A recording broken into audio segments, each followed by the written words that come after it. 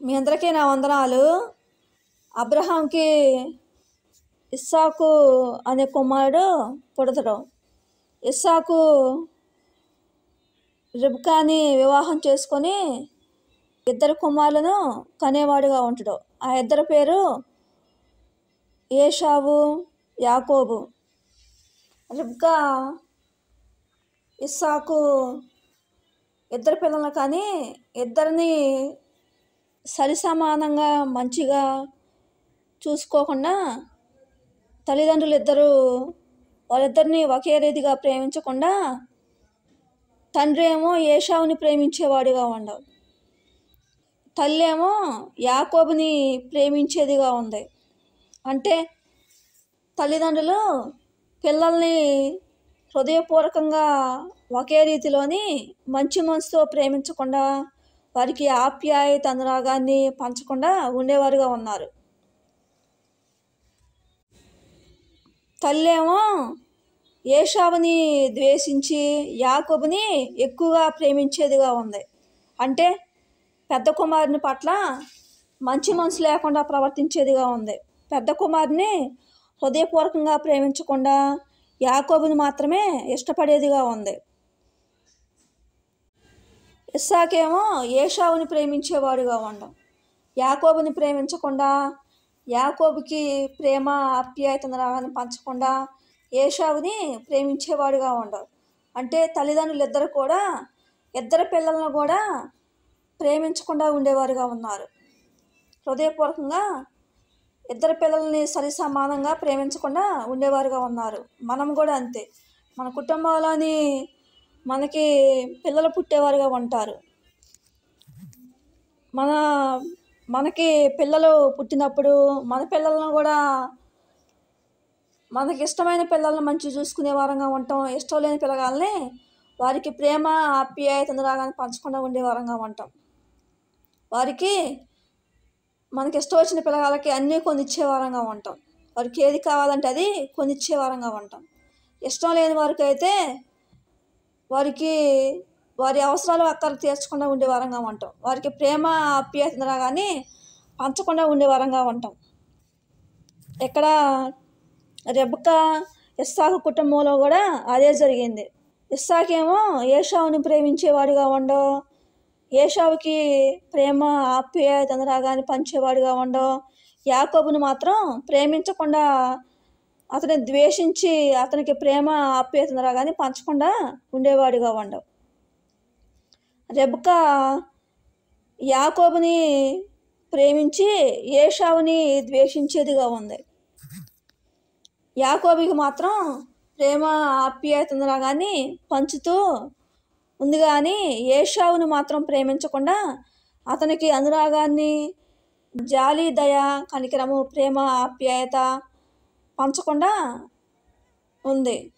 మనం కూడా మన పిల్లలు పుట్టినప్పుడు అందరినీ ప్రేమించే వారంగా ఉండాలి అని చెప్తున్న దేవుడు. హృదయపూర్వకంగా ఎంతమంది పిల్లగాళ్ళని కన్నా కానీ ఆ పిల్లల్ని సరిసమానంగా మనం వారిని ప్రేమించే వారంగా ఉండాలి అని చెప్తున్న దేవుడు.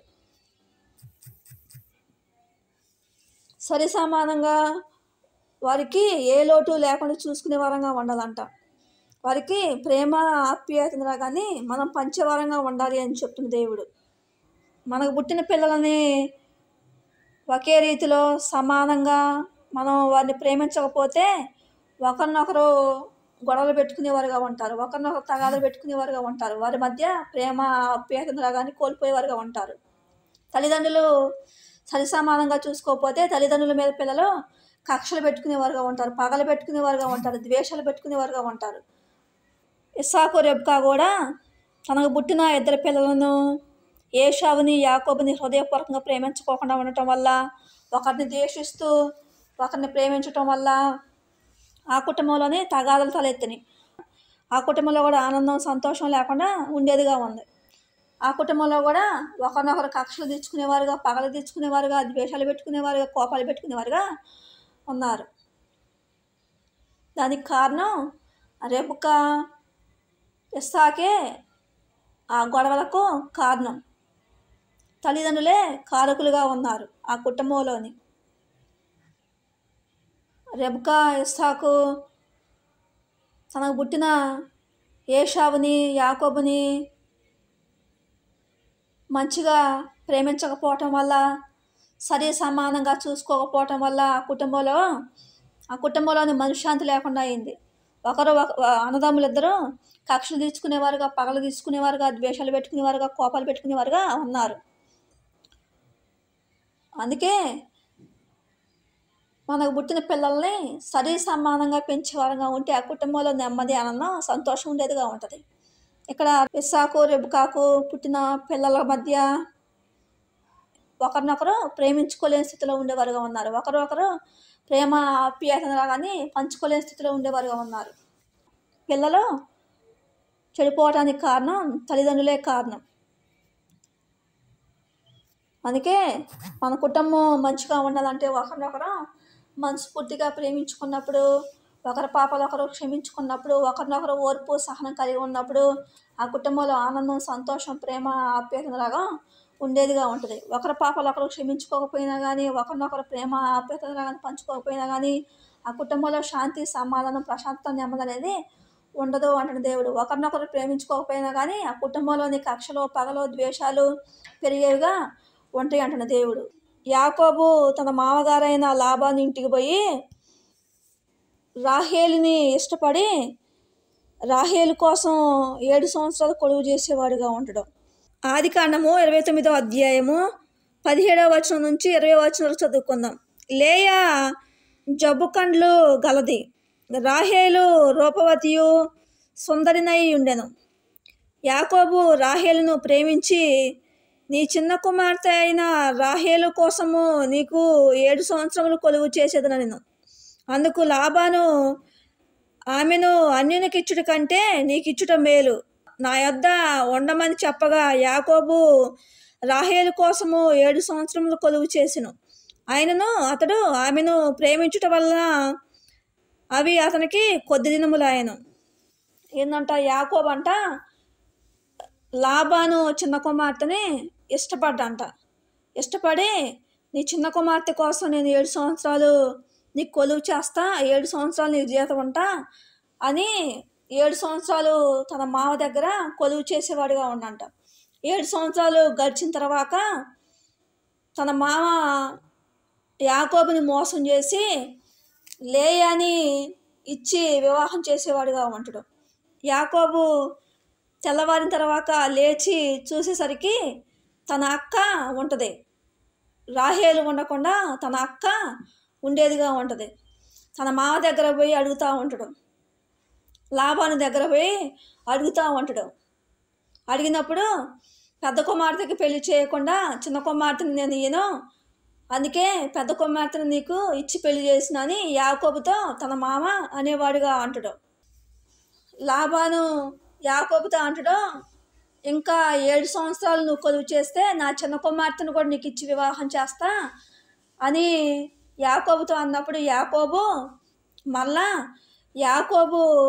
రాహేలు కోసం 7 సంవత్సరాలు కొలువు చేసేవాడుగా ఉండవు. లాబాను చిన్న కుమార్తె అంటే యాకోబుకి ఇష్టం, రాహేలు అంటే ఇష్టం కాబట్టి రాహేలు కోసం 7 సంవత్సరాలు తన మామ దగ్గర కొలువు చేసేవాడిగా ఉంటాడు. ఆ 7 సంవత్సరాలు పూర్తయిన తర్వాత రాహేలుని వివాహం చేసుకునేవాడిగా ఉంటాడు.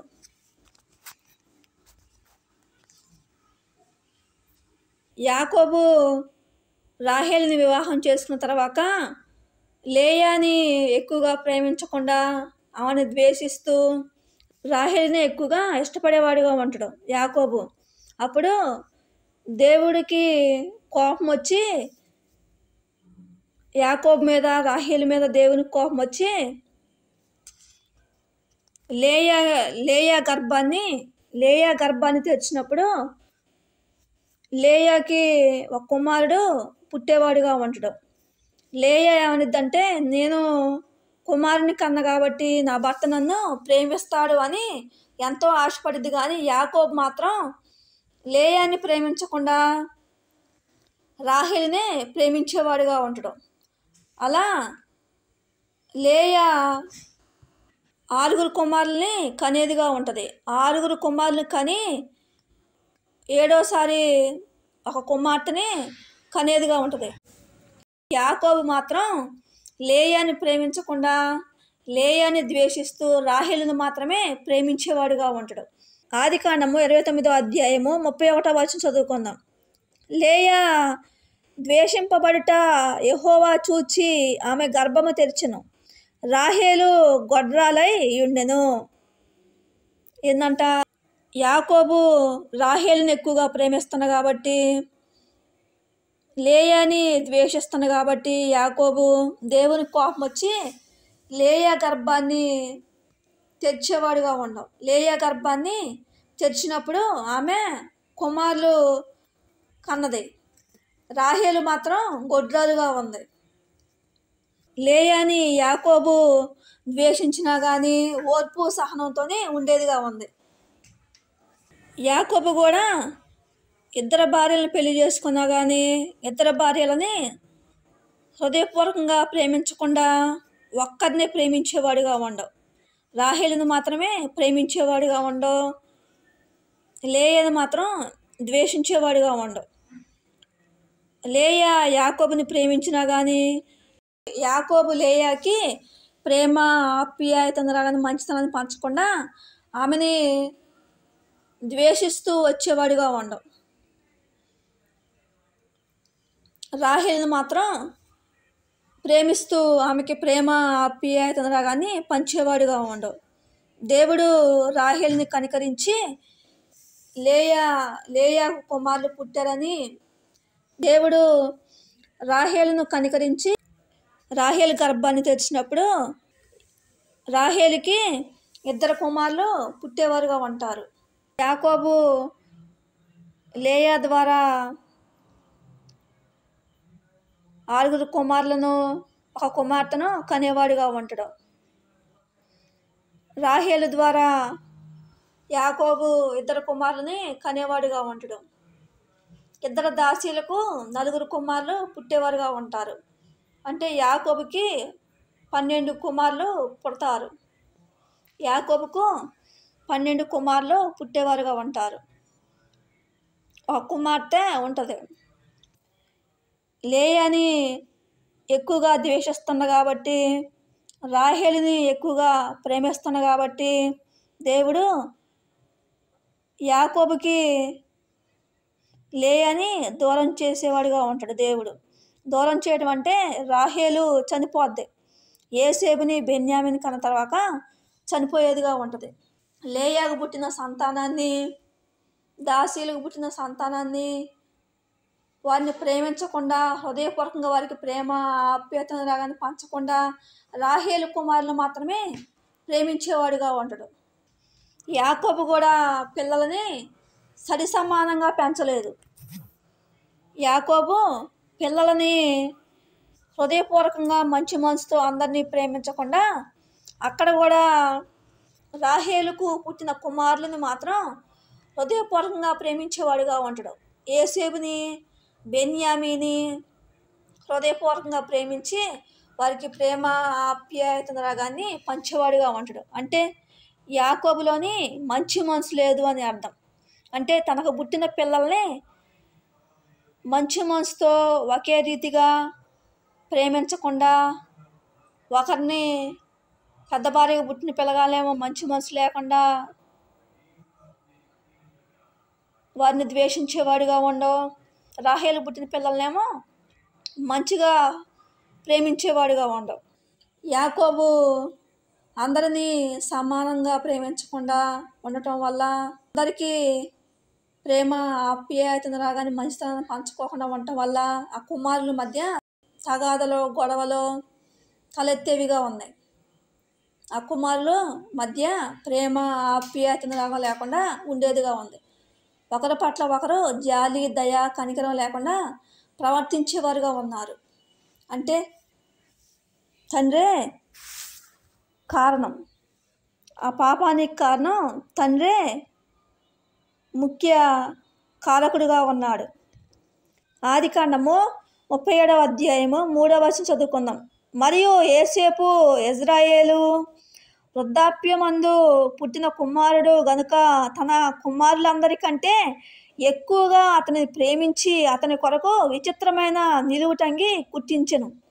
అతని సహోదరులు తమ తండ్రి అతనిని తమ అందరికంటే ఎక్కువగా ప్రేమించుట చూసినప్పుడు వారు అతని మీద పగబట్టి అతనిని క్షేమ సమాచారమైనను అడగలేకపోయిరి.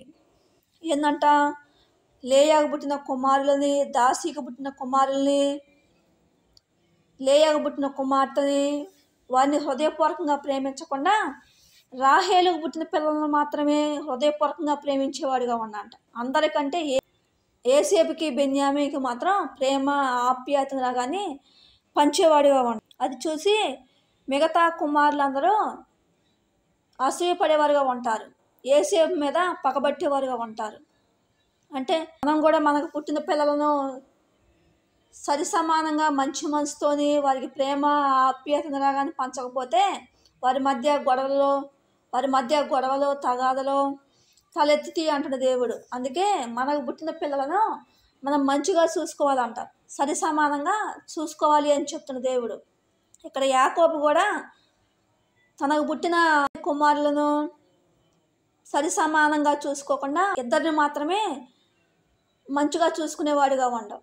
యాకోబు ఏసేపును బెన్యామీనుని ఎక్కువగా ప్రేమిస్తున్నాడు కాబట్టి లేయాకు పుట్టిన కుమారులు, దాసీకి పుట్టిన కుమారులు ఏసేపు మీద బెన్యామీ మీద పగబట్టి ఏసేపుని గోతిలో పడేసేవారుగా ఉంటారు.